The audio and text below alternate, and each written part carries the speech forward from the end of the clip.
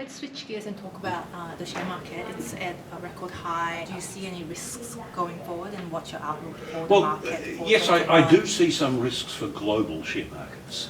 In particular, we know that valuations in the US share market are really high in terms of PEs, ratios of PEs to bond yields. Bond yields have been going up since mid-October of last year, and yet so too have share market valuations. Ultimately, that's unsustainable.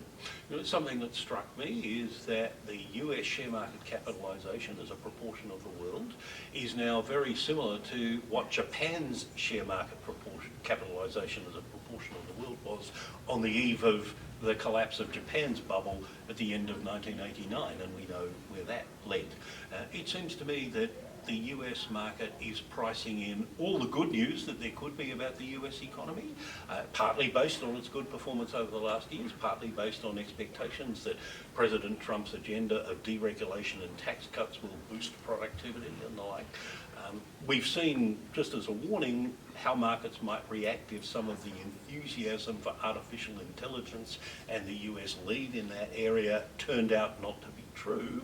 So I think there are downside risks to the US market, and if they came to pass, then there'd be downside risks for other markets as well. And Australia would be resilient to that? In some respects, yes, because, for example, we don't have much of a tech sector in the Australian market.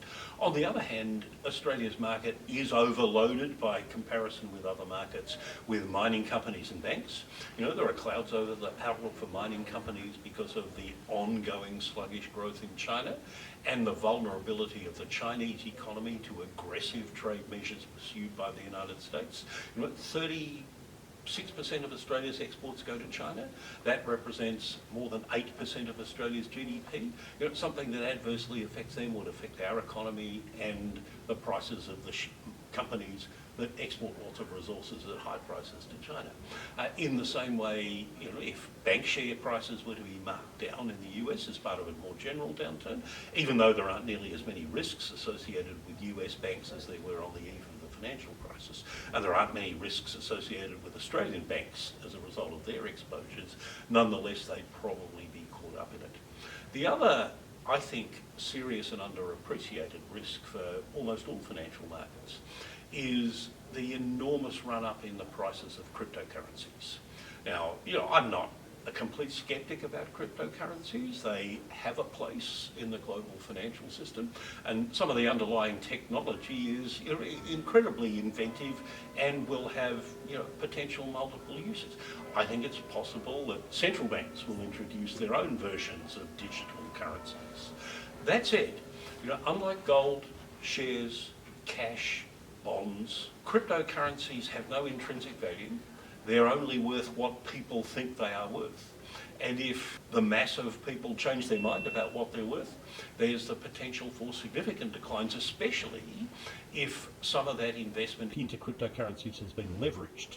And what we know when there is a meltdown in a market where there's been a lot of leveraged investment and where people have to scramble to pay back the money they've borrowed is that in those circumstances people don't sell what they should, they sell what they can. And that's the basis for the potential for contagion from a market like cryptocurrencies, which has a very high speculative element in it, into other markets which may not have enormous amounts of speculative excess, but are much more liquid. We saw that during the global financial crisis. We saw it in the Asian financial crisis. And there's a risk, I think, that if for some reason, I'm not predicting that it will, but if for some reason there's a meltdown in the crypto market, that could easily spill over into other asset markets, including shares. So Saul, what do you think will be the next black swan event? Well, it's very difficult to say that in advance, of course, because it's inherent in the nature of black swans that people don't see them coming. But if I had to compile a list of things that could constitute a black swan event with the benefit of hindsight, a meltdown in crypto would be one of those.